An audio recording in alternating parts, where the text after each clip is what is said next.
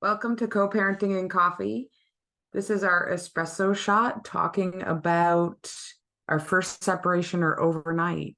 It's a hard topic. Yeah.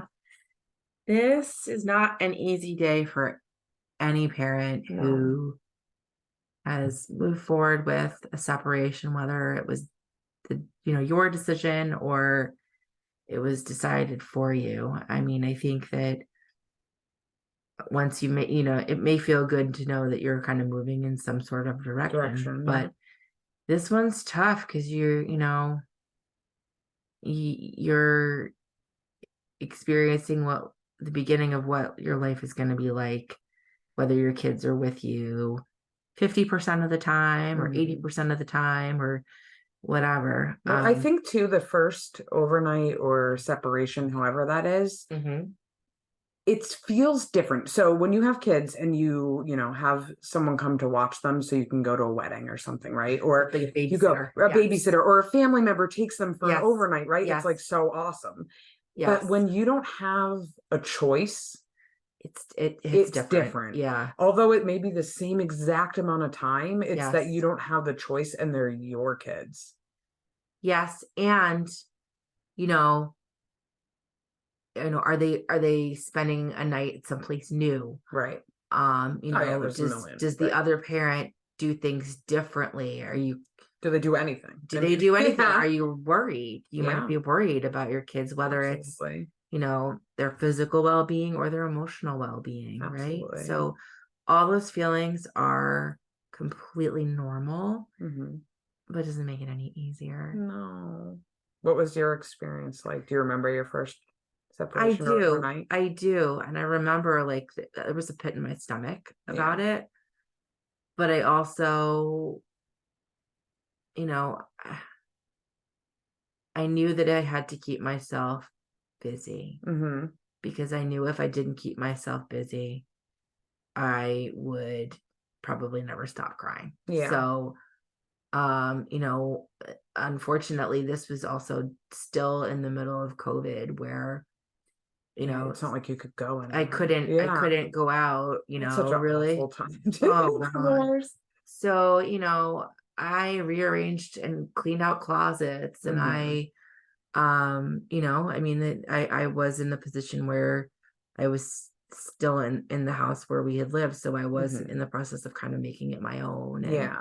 And that felt good. Yeah. And eventually, I would Zoom with friends and friends who were far away, who I missed and reconnected with. And, eventually over time, things opened up and I was able to go out and be social. And that really helped because you're a social person, dude. I mean, I am a social person. So am I. So I am definitely fed by social. Although when my first, separation or overnight, I did not do that. I just laid in bed and cried. Yeah. Well, okay. So how long after your ex moved out did that start? Well, he would take her for a couple hours. Sure. Here and there. I mean, she was really little. Yeah.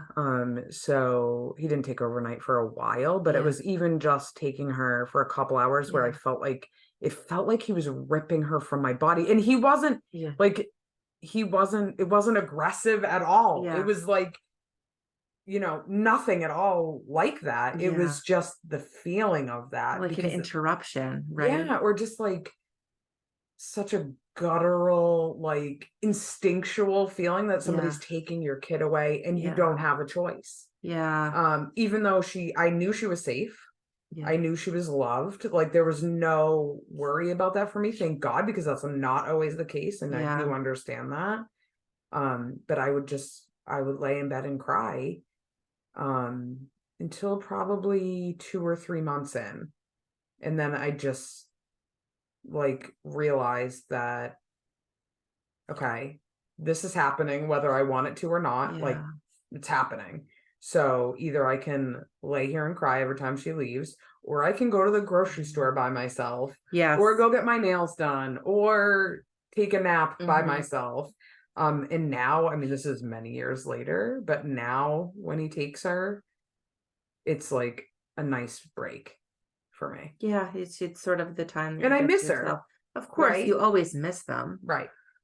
But it's not the same feeling. Like, I No. know she's loved, I know she's safe, she's having a good time, and then I can also take a break and meet with friends or, go grocery shopping or whatever. I mean, I don't want this to sound like sugarcoating, but I've even Yeah. had mom friends who are married who look at me like a little Jealous. enviously, Oh, like, yeah.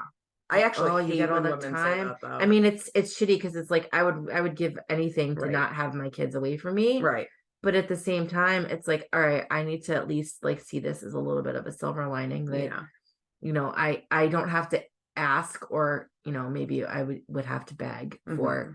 time to Time. myself to be social. Right. And now it's built in. Right. And so I need to maybe look at it that way. Mhm. And, this is building resilience in my kids. I love and hate the fact that people say kids are resilient, because they Yeah. are. They are. And I do think that my kids have learned to be way more independent Mhm. as a result of, Mhm. living between two homes. Right. Um, but yeah, the first few times It's is so not hard. easy. Right. And, so I would, say to someone who is facing that find the comfort of your friends who Mhm. can, take you out and or come over Right. and, Or find be with whatever you. feeds your bucket, like, Yes, or maybe right? you read a So, book. right, Yeah. maybe it's like you're not maybe as, you know, Yeah, we are social or butterflies. We yeah. need to remember So that. we're very social, but maybe it's just having quiet. I mean, Yeah. I love the quiet Yeah. now Yeah, sure. because you appreciate it more when you don't have it, you know? Yes.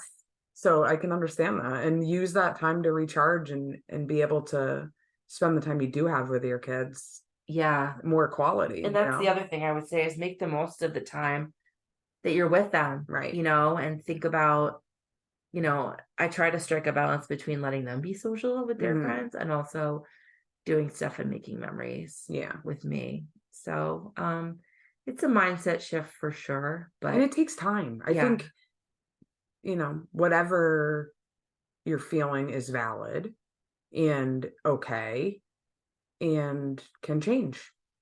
and it will change, It and will. it'll ebb and flow. And so Yeah.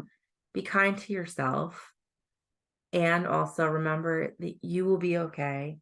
Mhm. They will be okay. Yeah.